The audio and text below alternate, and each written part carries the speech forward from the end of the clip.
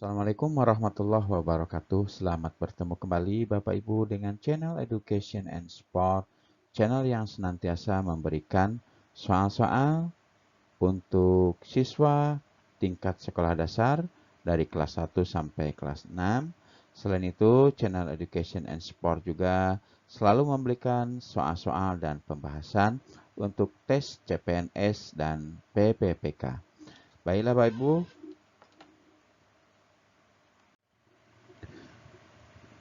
selamat bertemu kepada Bapak Ibu yang baru masuk ke channel Education and Sport. Selamat berjumpa. Dan jika Bapak Ibu belum mengklik like dan subscribe, sekarang silahkan klik like dan subscribe-nya, kemudian tekan loncengnya agar Bapak Ibu tidak ketinggalan informasi-informasi yang akan channel Education and Sport update. Kepada Bapak Ibu yang sudah mengklik like dan subscribe-nya, saya ucapkan terima kasih yang sebesar-besarnya karena like dan subscribe yang Bapak Ibu berikan merupakan modal utama bagi channel Education and Sport untuk tetap eksis menyampaikan materi-materi pelajaran untuk siswa tingkat sekolah dasar, juga untuk soal-soal dan pembahasan CPNS dan PPPK. Baiklah Bapak Ibu, kita langsung aja pembahasan soal tes PPPK tahun 2021 bagian ke-80.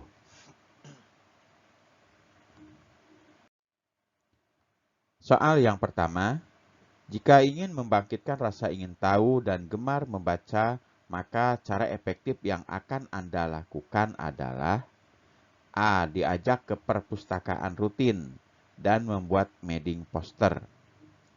B. Diajak ke laboratorium sains dan mencari literatur tentang sains.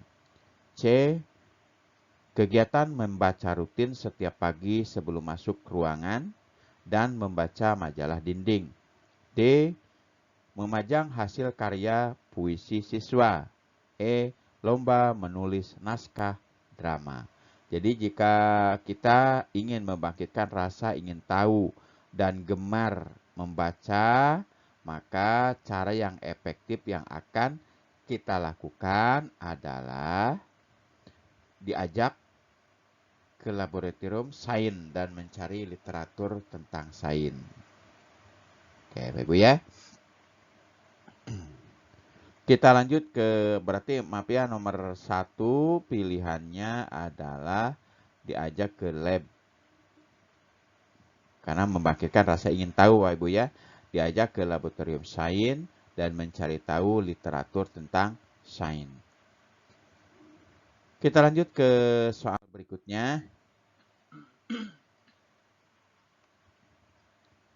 Penilaian harus mampu menelusuri dan melacak kemajuan siswa sesuai dengan rencana pembelajaran yang telah ditetapkan. Ini prinsip penilaian sebagai A. Keeping track, B. Checking up, C. Finding out, D. Summing up, E. Finding in. Jadi penilaian harus mampu menelusuri dan melacak kemajuan siswa sesuai dengan rencana pembelajaran merupakan prinsip penilaian sebagai keeping track. Dengan begitu, isian yang tepat untuk nomor ini adalah yang A, keeping track. Kita lanjut lagi. Penilaian harus mampu mengecek ketercapaian kemampuan peserta didik dalam proses pembelajaran. Ini adalah prinsip penilaian otentik sebagai A. Keeping track, B. Checking up, C. Finding out, D. Summing up, E. Finding in. Jadi penilaian harus mampu mengecek ketercapaian kemampuan peserta didik dalam proses pembelajaran merupakan prinsip penilaian otentik sebagai checking up. Oke, berarti pilihan yang tepat adalah yang B, checking up. Kita lanjut lagi. Guru menguasai bidang keilmuan. Guru menguasai bidang keilmuan lain yang menunjang proses pembelajaran adalah kompetensi pedagogik, B. profesional, C. kepribadian, D. sosial, E. budaya.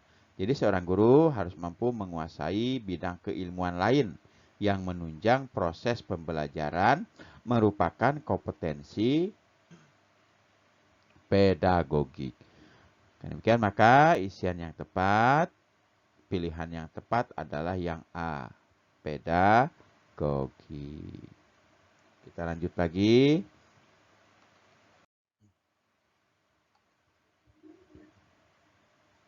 Dalam mengawali pelajarannya,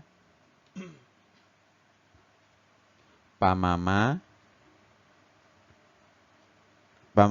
Nendar menyampaikan suatu permasalahan guna menggugah dan menimbulkan kepenasaran para siswanya. Langkah tersebut bertujuan untuk mendorong para siswa agar mau mengembangkan kreativitasnya. Langkah yang dilakukan Pak Mamas Nandar itu merupakan bagian dari model pembelajaran A. Portofolio, B. Scientific, C. Penemuan Discovery Learning, E. Otentik, yang D. Otentik, yang E. Contextual Teaching and Learning. Jadi langkah yang dilakukan oleh seorang guru ya yang menyampaikan suatu permasalahan guna mengugah dan menimbulkan kepenasaran para siswanya merupakan model pembelajaran autentik. Pilihannya adalah yang D, autentik. Kita lanjut Bapak Ibu. Aliran ini lebih menekankan pada keaktifan siswa selama kegiatan belajar, aktif berpikir, menyusun konsep-konsep, serta memberi makna tentang hal-hal yang dipelajari, dan yang paling penting, terwujudnya belajar adalah niat peserta didik itu sendiri. Pernyataan tersebut merupakan aliran dari teori A. Behavioristik, B. Kognitivistik, C. Konstruktivistik, D. Humanistik, E. Sibernetik. Jadi sebuah aliran yang lebih menekankan pada keaktifan siswa selama belajar, kemudian aktif berpikir, menyusun konsep-konsep, merupakan aliran dari teori kontraktivistik, ya. Kontraktivistik berarti yang C, kontraktivistik. Kita lanjut. Seluruh komponen pendidikan memiliki tujuan yang sama, yaitu terbentuknya manusia yang ideal, manusia yang dicita-citakan, yaitu manusia yang mampu mencapai aktualisasi diri. Pernyataan tersebut merupakan bagian dari teori behavioristik, B. Kognitivistik, C. Kontraktivistik, D. Humanistik, E. Sibernetik. Seluruh komponen pendidikan memiliki tujuan yang sama, yaitu terbentuknya manusia yang ideal, manusia yang dicita-citakan, yaitu manusia yang mampu mencapai aktualisasi diri.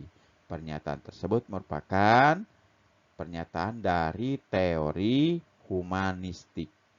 Oke, dengan demikian maka pilihannya adalah yang D, humanistik.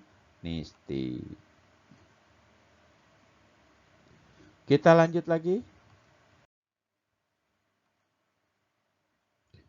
Contoh penerapan teori behavioristik yang dapat dilakukan oleh guru dalam praktik pembelajaran adalah A.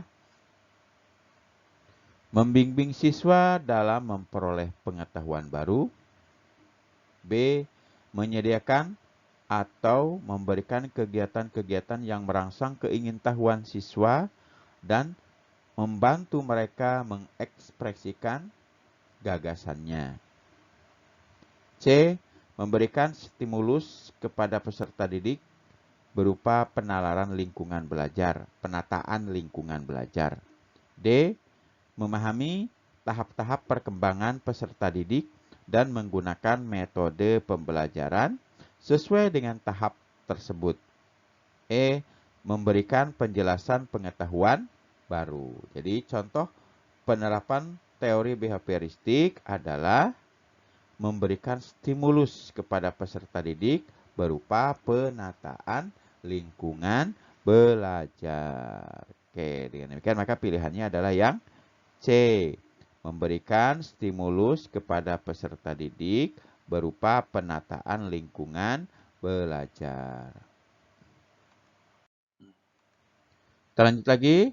Apabila dalam proses belajar peserta didik melakukan sesuatu sampai dengan mendapatkan respon yang tepat dan sesuai dengan apa yang diinginkan, serta menghilangkannya apabila dirasakan tidak sesuai. Hal ini merupakan prinsip belajar dari A. Conditioning, A. Trial and error, C. Shaping, D. Konseptualisasi, E. Stimulus respon. Jadi apabila dalam proses belajar mengajar peserta didik dia sudah mampu ya sampai pada mendapatkan respon yang tepat sesuai dengan yang diinginkannya. Selain itu juga dia bisa menghilangkan apa yang dirasakannya tidak sesuai, merupakan prinsip belajar dari trial and error. Dan demikian maka pilihannya adalah yang B. Trial and error. Kita lanjut Bapak Ibu. Teori belajar yang mengutamakan perubahan tingkah laku pada individu yang belajar dengan mengutamakan hubungan stimulus dan respon merupakan teori belajar A. Kognitivistik, B.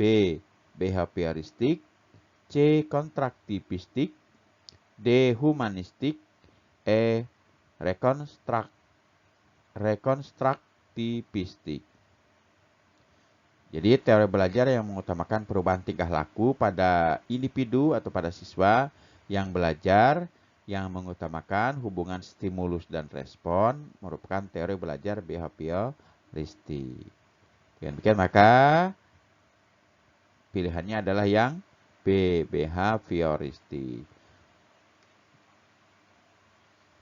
Oke Bapak Ibu, itu aja yang bisa Channel Education and Support sampaikan pada video kali ini. Semoga bermanfaat bagi Bapak Ibu yang akan mengikuti tes PPPK tahun 2021 ini.